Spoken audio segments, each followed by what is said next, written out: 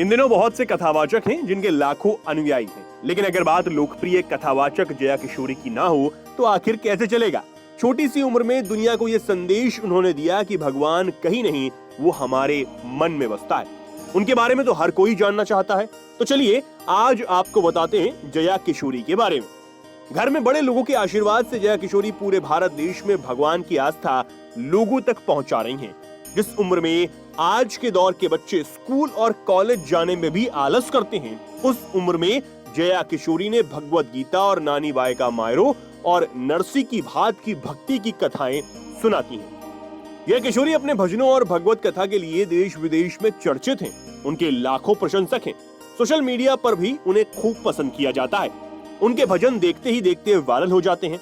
यही नहीं, वो मोटिवेशनल स्पीकर भी हैं। 13 जुलाई 1995 को एक आध्यात्मिक परिवार में जया किशोरी का जन्म हुआ था। मूल रूप से राजस्थान की रहने वाली जया के घर में उनके पिता शिव शंकर शर्मा और मां सोनिया शर्मा के अलावा छोटी बहन चेतना शर्मा भी है। पूरा परिवार अब कोलकाता में रहता है। जया किशोरी की आधिकारिक वेबसाइट पर दी गई जानकारी के मुताबिक जब वे 7 साल की थीं, तभी से आध्यात्मिक दुनिया की तरफ उनका झुकाव हुआ।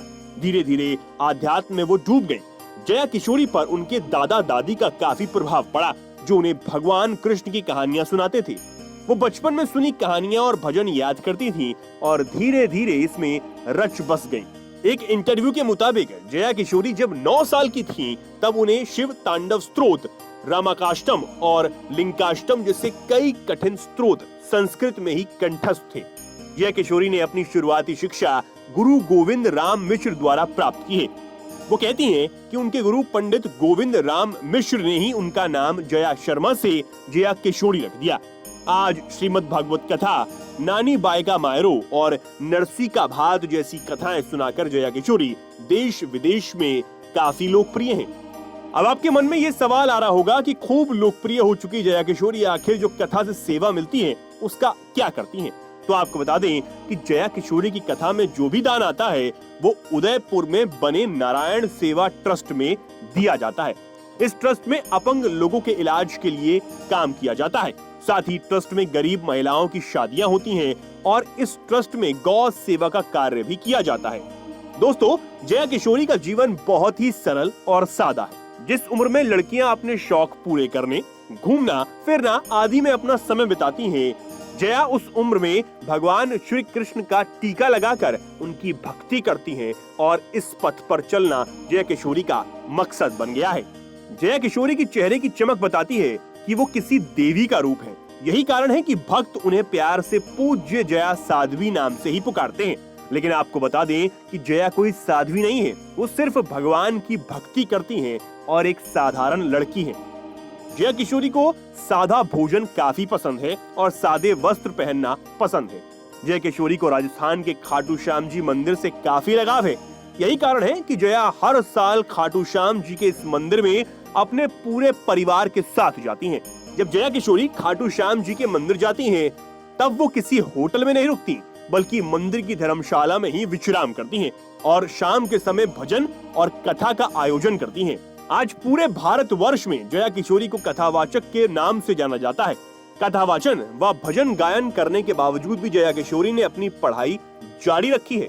रिपोर्ट्स के मुताबिक जया किशोरी की पढ़ाई कोलकाता के श्री शिक्षांतन कॉलेज और महादेवी बिरला विश्व अकेडमी से हुई है। वहीं ओपन स्कूल के जरिए उन्होंने वाणिज्य संकाय में ग्रेजुएशन किया है। इंटरव्यू के दौरान जया किशोरी ने बताया था कि वो अभी और पढ़ाई करना चाहती हैं। अब आप ये भी जान लीजिए कि जया किशोरी के अपने शादी को लेकर क्या विचार हैं। जया किशोरी ने कई बार इस बात को लेकर अपने खुलकर विचार रखे हैं। उनका कहना है कि हाँ, वो शादी जरूर करेंगी, क्योंकि वो भी एक सामान्य युवती की तरह ही है जो शादी भी करेंगी, लेकिन उसमें अभी समय है। जया किशोरी के पिता भी उनकी शादी की बात कई बार कह चुके हैं। जया किशोरी किससे शादी करेंगी इस बात को लेकर अभी कोई जानकारी नहीं है, लेकिन हाँ, उन्होंने शादी को लेकर एक शर्त जरूर रखी है।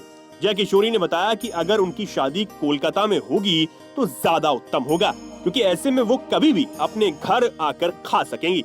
लेकिन अगर उनकी शादी कहीं बाहर होती है तो उनकी यही शर्त रहेगी कि उनके माता पिता भी उसी जगह आसपास शिफ्ट हो जाएं।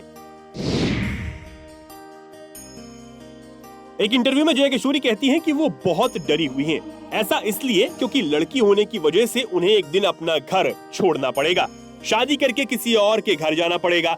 आगे जया किशोरी कहती हैं कि अपने माता पिता के बिना वो अपनी लाइफ नहीं सोच सकती। तो ये थी लोकप्रिय कथावाचक जया किशोरी के बारे में कुछ जानकारियां। आपको कैसी लगी ये जानकारियां हमें कमेंट सेक्शन में जरूर बताएं। और अगर वीडियो पसंद आया हो तो लाइक और शेयर करना बिल्कुल ना भूलें। धन्यवाद। वीके न्यूज, राष्ट्र के नाम।